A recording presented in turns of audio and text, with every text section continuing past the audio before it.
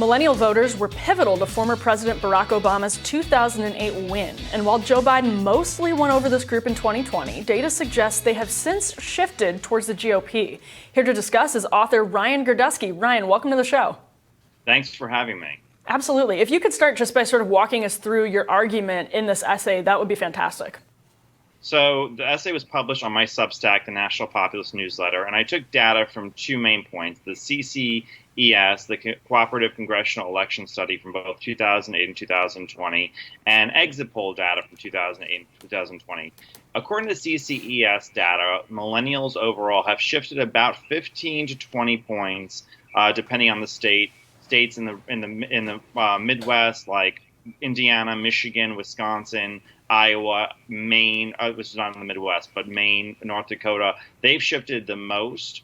Exit poll data also show gigantic shifts among especially Rust Belt voters, but also voters in states like Florida, Alabama, North Carolina, very large swings towards Republican voters. My main belief as to why is because I think, and as a geriatric millennial, I think I can make this very good claim, that growing up in 2007, 2006, 2008, the main issues for millennial voters was gay marriage and the Iraq War, neither of which is a major concern, a major culture war concern anyway, for most millennial voters, and maybe ideas have shifted and concerns have shifted. Another big thing is that the New York Times reported that voters who are less likely to engage in elections when they're young or more conservative. So as the millennial vote has increased because they just naturally grew up and started voting again, more conservative ones have started coming out to vote.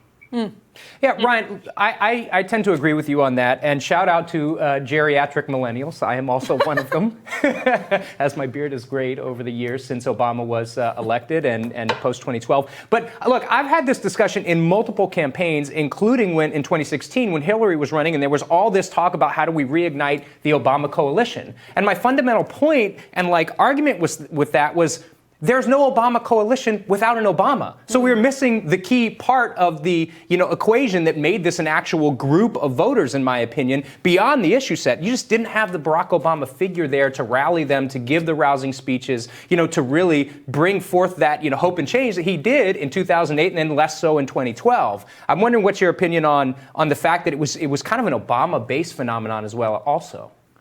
Well, I mean, yes, that the hope and change. I remember how excited young voters were, believing that they could sit there and do anything. And listen, millennials were the key constituency to flip states like North Carolina and Indiana, which haven't flipped since the 2008 election. That being said, though, it's also the fact that people who were more conservative overall but less ideologically fervent probably had sat out those elections. Those were millions and millions and millions of voters. The New York Times published a story back in early 2019 or early 2020, I forget which one, saying that the black voter and the Generation Z voter most likely to vote for Trump were those least likely to register to vote, or most likely to have a favorable opinion of Trump were the least likely to register to vote. And it's just that more conservative voters seem to, when they are younger especially, be less excited. So all that energy and all that momentum that came out of young progressive voters in 2008 may have been more of an echo chamber than it was the actual consensus, because I think Biden won millennial voters by 7 points or 8 points, and that was Joe Biden who won by 6 or 7 points, and Obama won by 32 points. That's a gigantic swing, and it's not all based on ideology, though some of it is. Yeah, it's interesting because there's this sort of cliche in Washington among people who work on these issues and on campaigns that young people are just generally socially liberal, and that's going to tank the Republican Party, especially as new demographics vote in higher numbers and as millennials become a larger chunk of the voting bloc. But what you're talking about actually sort of undercuts that a little bit in saying, the voting bloc shifts over time as people age.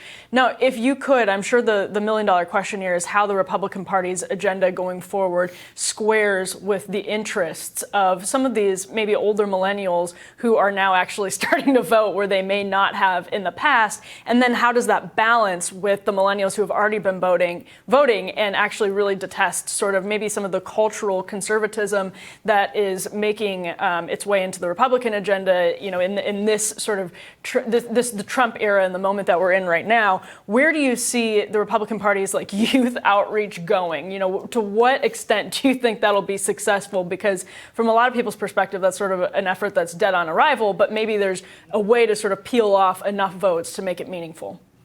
Well, millennials, I mean, we're getting up there right now. We're not exactly a youth electorate anymore. Right.